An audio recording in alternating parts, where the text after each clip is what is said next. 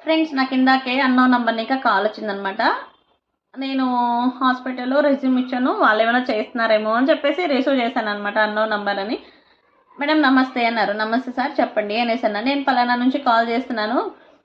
Next 11th నుంచినా something date చెప్పారు. Election జరుగుతున్నాయి కదా!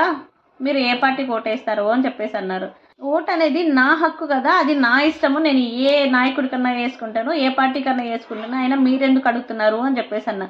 తెలుసుకుందామని మేడం అనేసి అన్నారు. అయినా మీరెందుకు తెలుసుకుంటారు? అది నా పర్సనల్ కదా! నా హక్కు కదా అది. మీరెందుకు అడుగుతున్నారు అని చెప్పేసి అన్నా.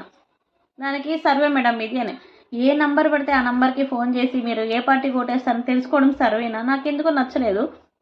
అయినా అది నా హక్కు, నా ఇష్టము. నాకు నచ్చిన నాయకుడిని నేను ఎంచుకుంటాను. నచ్చిన పార్టీకి యేసుకుంటాను. అయినా మీరెందుకు అడుగుతున్నారు? మీకు నంబర్ ఎవరిచ్చారని చెప్పేసి అన్నా. సారీ మేడం అని చెప్పేసి కట్ చేశారు. ఇలా మీకేమైనా కాల్స్ వచ్చాయా? వచ్చింటే కమెంట్ చేయండి.